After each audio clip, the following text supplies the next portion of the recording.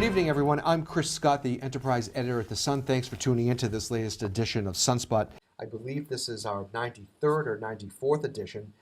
And among the previous guests we had was City Councilor Ed Kennedy, and City Councilor Ed Kennedy is here again with us today. Yeah. Thank you for coming in. But we can call him state senator now as well. Yes. You know, a man wearing two hats. So where should we begin today? There's certainly no dearth of issues to talk about. Well, it's your show, so Right. why don't we start with the news that broke this week about the voting rights lawsuit? Okay. That was in page 1 of the Sun Right. today, which is May 30th. I think you got, as a city councilor, you've been involved in probably a couple dozen executive sessions. Yes. Trying to work that out. I think you have to remember this, that all 9 of the city councilors were elected by the system that we have now. And some have been elected for many years with the system that we have now. So it's almost natural, a human nature, that they would be resistant to any type of change. And so I think that that's part of it. I would point out that one of the options available to us will be ranked choice voting, which is trendy and becoming pretty popular, not just in Massachusetts, but throughout the country. And I would point out that Lowell had ranked choice voting from 1944 to 1957, and then got rid of it. Cambridge still has ranked choice voting.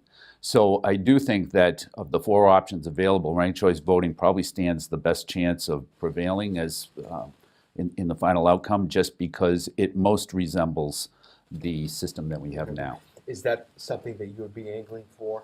Well, you know, ranked choice voting comes with its own set of issues, because with ranked choice voting, I mean, proponents of ranked choice voting like it because, you know, it gives minorities a larger voice. It doesn't necessarily elect more minority candidates to office, but it does give the minority part of the population a bigger voice than they have. In other words, you know, the system that we have now, you could be outvoted consistently by the other 51%, but with ranked choice voting, your vote is going to count more.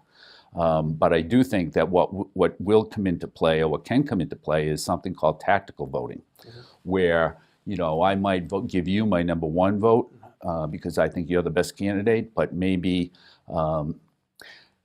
I think that somebody else who's the second best candidate is a competitor of yours, and I don't want to see them get elected instead of you, so I instead give my number 2 vote to somebody who I think has very little chance. And if enough people do that, then the person with very little chance would end up getting elected, which is not what anybody would want. In other words, they wouldn't be voting for a person, they'd be voting to block somebody else. That's what I mean by tactical voting. Looking at the lawsuit from 1,000 feet, if Belvedere wasn't such a strong voting bloc during city elections, and say, for instance, the other neighborhoods were as strong and came out to vote like Belvedere did, right? And I think you might know where I'm going with this.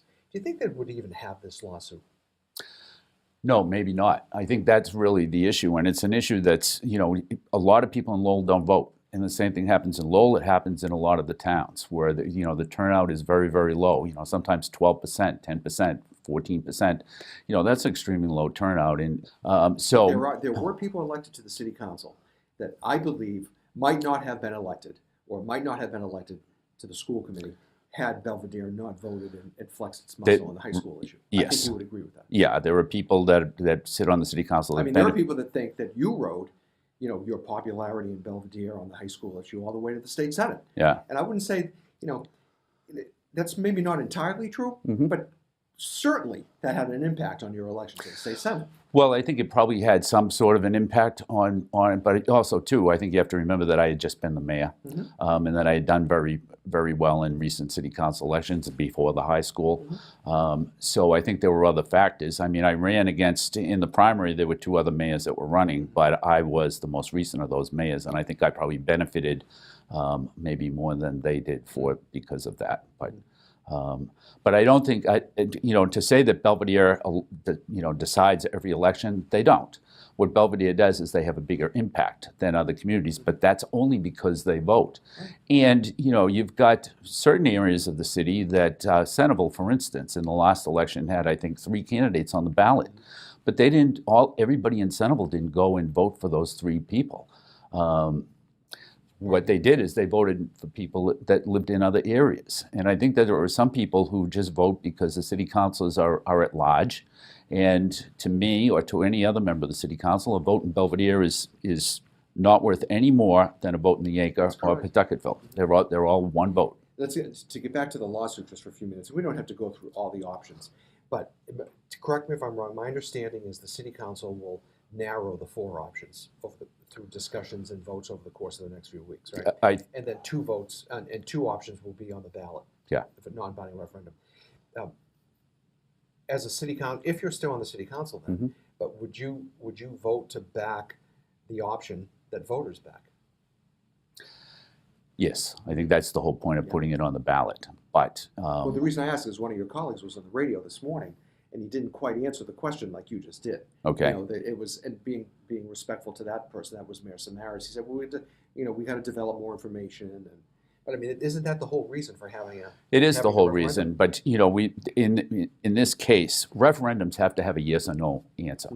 So we can't just have one referendum question that says, do you prefer option A, option B, option C, or option D? I think, which is the way the paper had them this morning. Yes. Instead, there has to be one question that will say, do you prefer, for instance, ranked choice voting?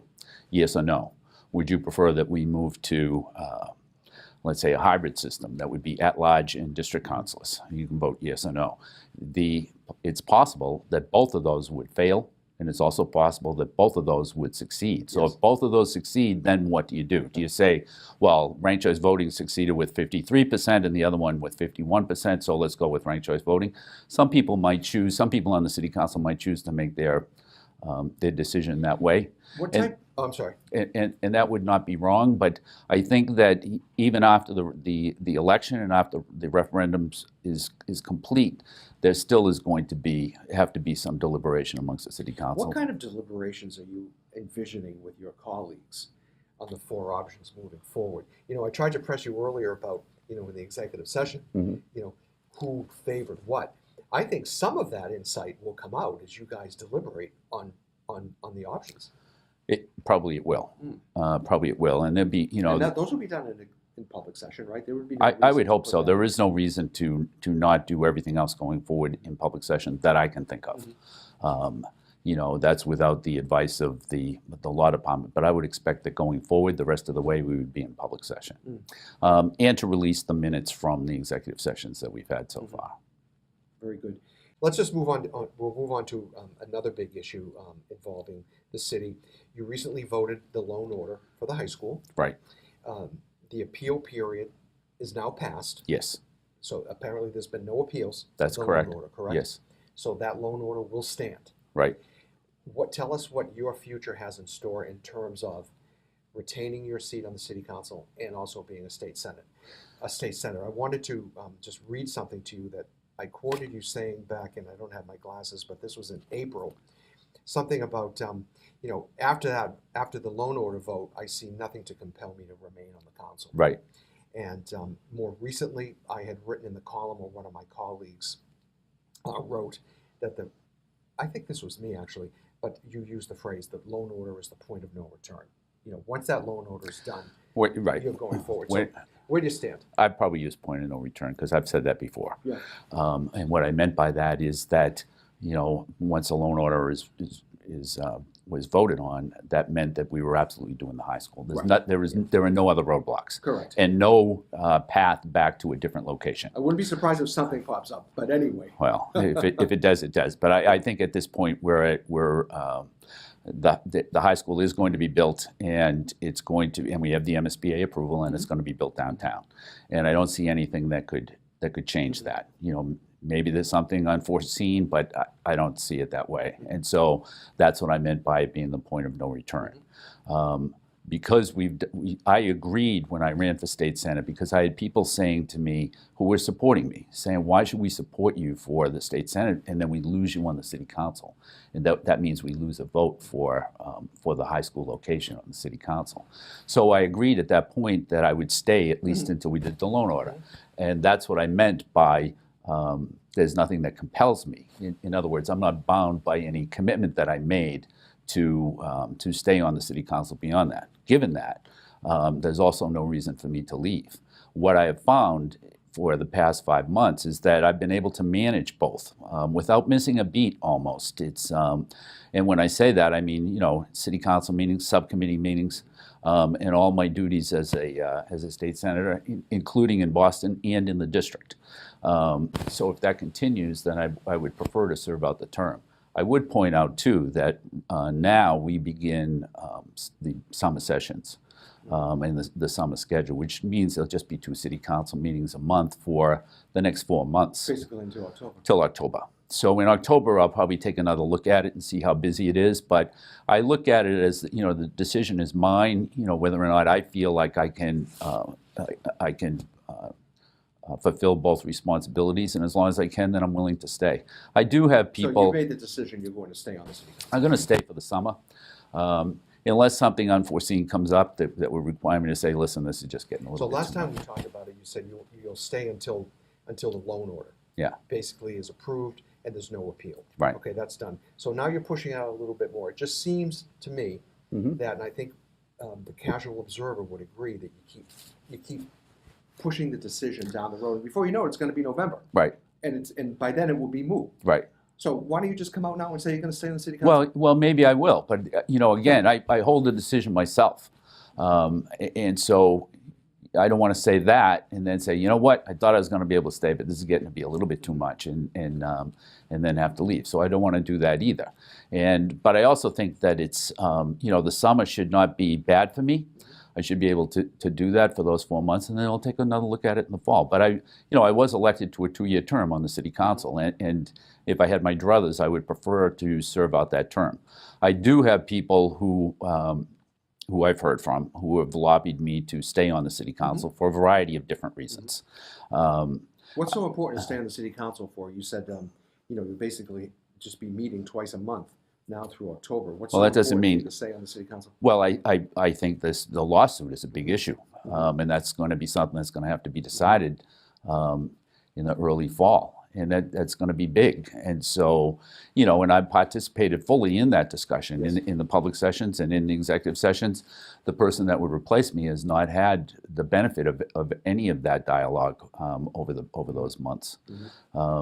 So that would be one reason. But I think that there's probably, maybe there would be other reasons as well. But that would be the most compelling one from my point of view. We've discussed this many times, the two of us. I think on the show and when we talk, and I can say, I can say definitively that you gave me the impression, and I used that in the Sunday column, that once the loan order was done, that you would step off the city council. And it just seems to me that you're not being true to what you originally said.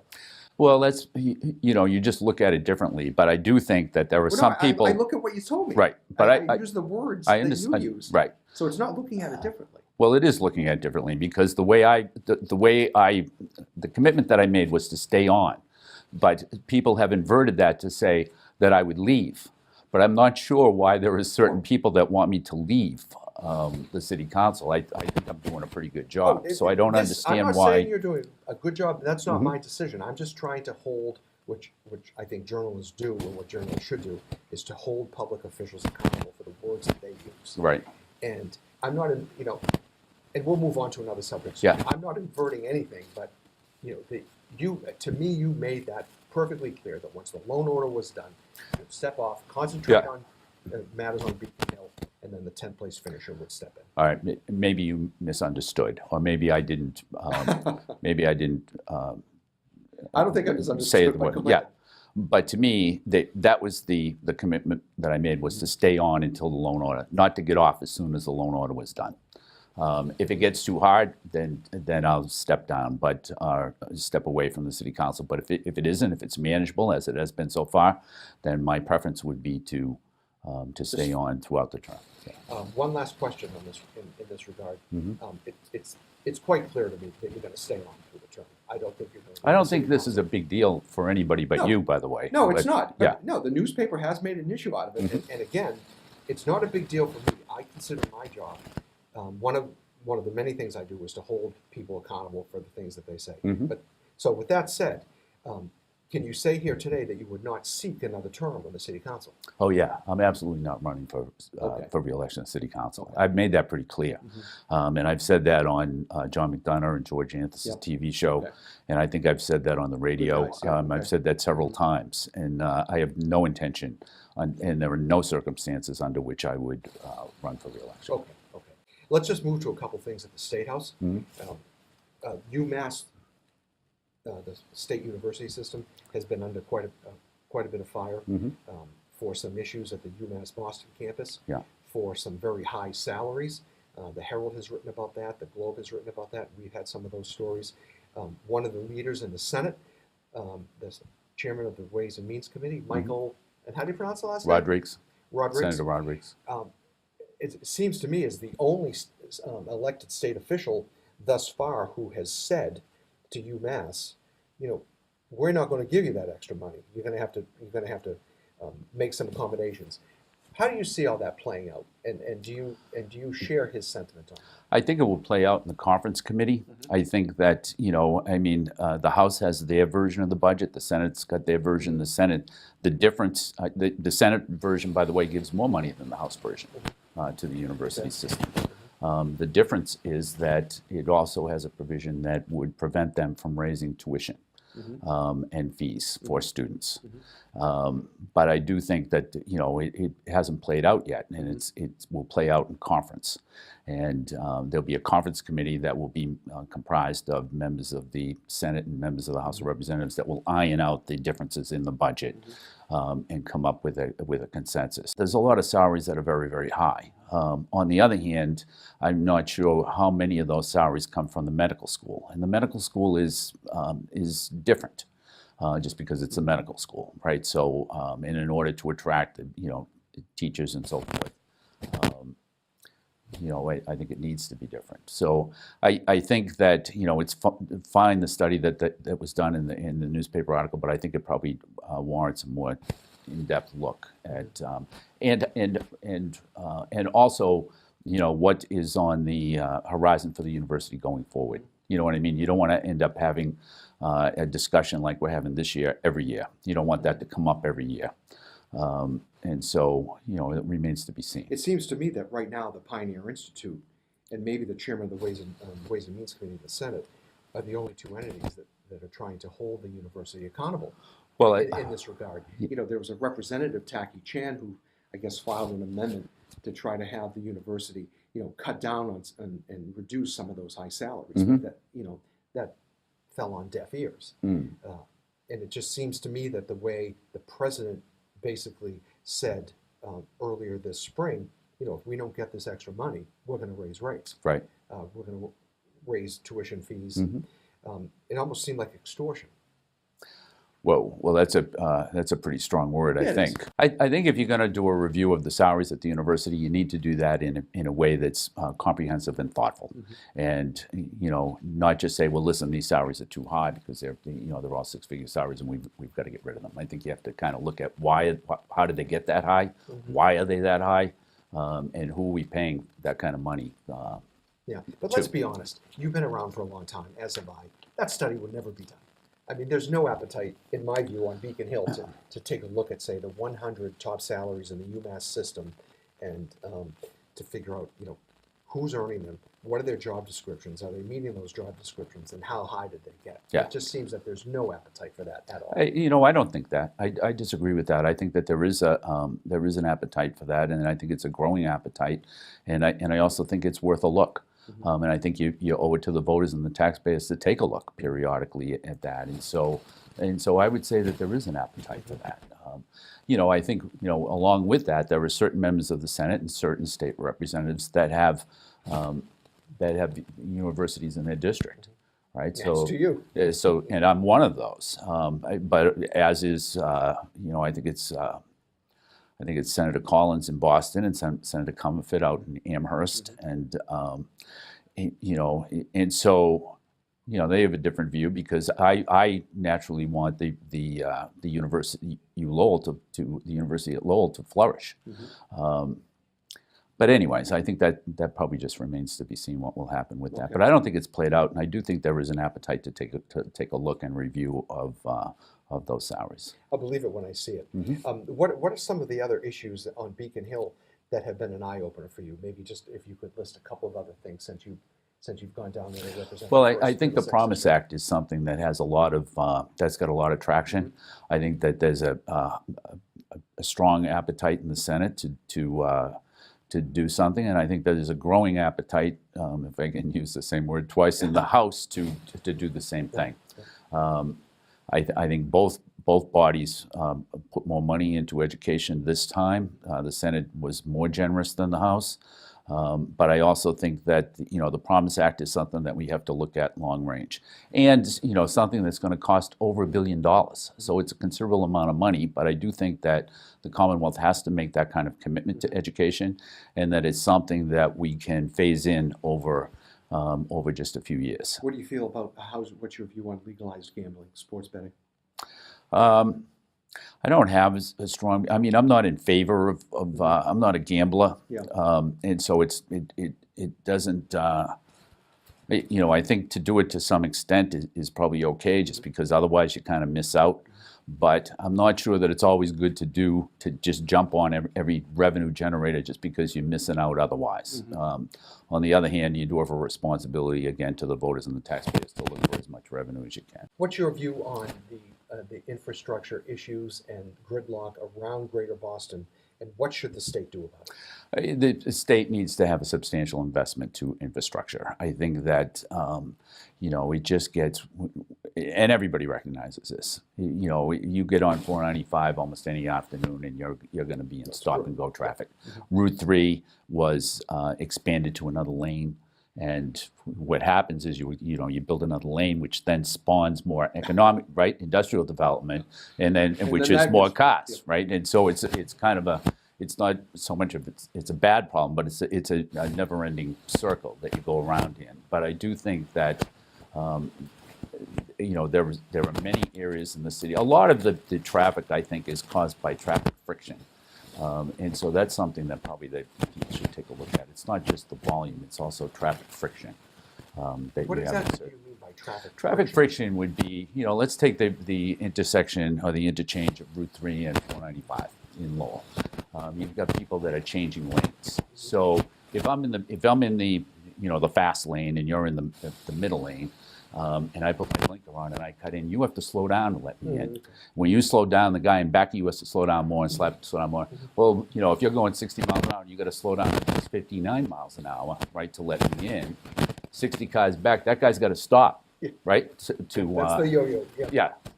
So that's what I mean by traffic friction. That's something that maybe we need to take a look at. But that's a big problem, and is out of my field of expertise, that's for sure. But I think and it isn't just on the